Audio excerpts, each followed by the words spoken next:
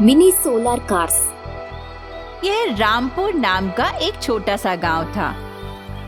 वहाँ स्कूल जो है बहुत दूर था, इसीलिए सभी बच्चे पढ़ाई करने के बजाय छोटे मोटे घर के काम करते थे।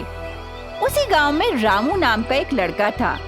उसने काफी अच्छी पढ़ाई करी और बाहर जाकर शिक्षा प्राप्त करके गांव लौट कर आया। उसने देखा कि कुछ बच्चे अभी भी मजदूरी कर रहे हैं। उसे अच्छा नहीं लगा। पापा, ये गांव बिल्कुल भी नहीं बदला।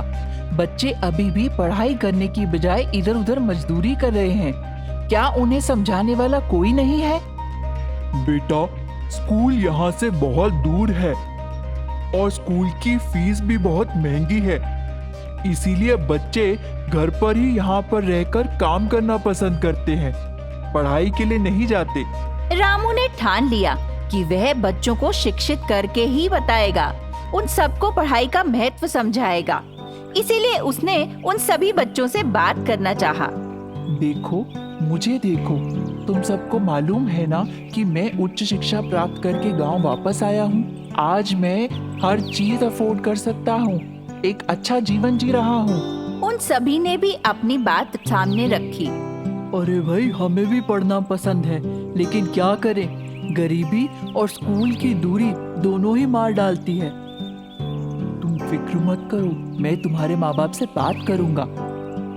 उसने बच्चों से वादा किया कि वह उन सबके माता पिता से बात कर उन्हें समझाएगा।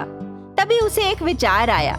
उसने अपने बौद्धिक ज्ञान से एक सोलर कार बनाई और सभी के माता पिता को एक स्थान पर लाकर समझाने लगा। आप देखिए, मैंने यह मिनी सोलर कार बनाई है। आप अपने बच्चों को इस कार से स्कूल जाने दे सकते हैं। स्कूल जाएंगे, पढ़ लिख के अच्छी नौकरी करेंगे, अच्छा कमाएंगे। आप सभी का जीवन अच्छा हो जाएगा। आप छोटे छोटे कामों के लिए इन गाड़ियों का उपयोग कर सकते हैं। सभी बच्चे गाड़ी का इस्तेमाल करने लगे और बहुत खुश भी थे। दिन में स्कूल जाते और उसके बाद पास की ही सब्जी मंडी में फल फ्रूट बेचकर पैसा कमाते। माँ बाप भी खुश थे। गांव के ठेकेदार को जैसे ही पता चला, वह रामू से नाखुश हो गया, क्योंकि सभी बच्चे गांव के बाहर जाकर पैसा कमाने लगे और पढ़ाई करने लगे। ठेकेदार को लगा कि अगर गाड़ियाँ न होती तो शायद आज उसे ये प्रॉब्लम नहीं होती। तुम्हें क्या लगता है, तुमने अच्छा काम किया है? इतने बच्चों को गाड़ियाँ दे दी कि वो गांव से बाहर जाकर घूमने फिरने लगे हैं। गांव का सारा काम रुक गया है। गाड़ियाँ हैं तो इसीलिए बच्चे आज पढ़ पा रहे हैं। पूरा गांव शिक्षित हो रहा है। क्या आपकी बात समझ नहीं आती? ठेकेदार बच्चों के माँ बाप से भी जाकर मिला और उन पर चिल्लाने लगा। उसे ये बात बिल्कुल पसंद नहीं आई कि बच्चे गांव से बाहर जा रहे हैं। रामू ने पुलिस को तुरंत उसकी जानकारी दी। उसने बताया कि कैसे गांव का ठेकेदार बच्चों और उनके माँ बाप को मजबूर कर मजदूरी करवा रहा है। पुलिस ने ठेकेदार को गिरफ्तार कर लिया और उसी दिन से बच्चे मिनी सोलर कार में सवार होकर स्कूल जाते रहे और शिक्षा प्राप्त करी। वरदलो गर्भवती नागिनी। कोंडापुर नाम का एक छोटा सा गांव था। वहाँ पर लोग एक नागिन की पूजा किया करते थे। वह गांव के लोगों को हर मुसीबत से बचाती थी, इसीलिए गांव के सभी लोग उसकी पूजा करते थे। सभी लोग बहुत ही खुशी खुशी अपना जीवन बिताते थे। एक दिन नागिन की शादी नागराजू से हुई। दोनों नाग और नागिन अपनी शादी से बहुत खुश थे और वह कुछ ही महीनों में गर्भवती हो गई। जैसे जैसे दिन बीत रहे थे, एक जादूगर ने अपने जादू से गांव में अचानक बाढ़ ला दी। अचानक आई बाढ़ से गांव के लोग नागिन से मदद के लिए चिल्लाने लगे। बचाओ, हमें बचाओ, नागिनी हमें बचाओ। लोग मदद के लिए चिल्ला रहे थे। यहाँ गर्भवती नागिन भी अपने आप को बचाने के लिए असमर्थ थी। वह सारा जादूगर से परेशान थी और वह रोने लगी। नागराजू, अब आपको ही कुछ करना पड़ेगा। यह सब उस जादूगर का किया धरा है। आपको लोगों को बचाना होगा। जादूगर के जादू से लोगों को कैसे बचाना होगा, मुझे तो बताओ।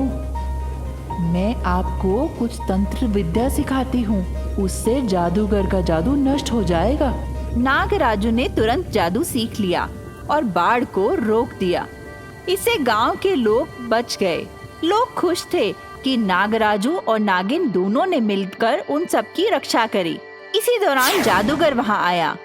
ओहो, तुम्हें क्या लगा तुम लोग बच गए? तुम्हारी नागिनी को मैंने इस बोतल में बंद कर लिया है। जादूगर ने अपनी शक्तियों से नागिनी को बोतल में कैद कर लिया। बोतल के अंदर से नागिनी चिल्लाने लगी, बचाओ, मुझे बचाओ। तुम्हारी हिम्मत कैसे हुई? मेरी नागिनी को छोड़ दो, वरना तुम यहाँ से जिंदा बचकर नहीं निकल पाओगे। मेरी तंत्र विद्या से कोई नहीं बच सकता। किसी को मेरा जादू नहीं आता। मैं तुम्हें सबक सिखा कर रहूंगा। तब नागराजू ने अपने असली स्वरूप में आकर उस जादूगर पे तंत्र विद्या करनी शुरू करी। पहले तो जादूगर समझ ही नहीं पाया, परंतु बाद में अपनी जान बचाने के लिए चिल्लाने लगा और वहां से भाग खड़ा हुआ। इसे देखकर नागराजू की तारीफ सभी लोग करने लगे। अब नागिनी को भी बोतल से राहत मिल गई।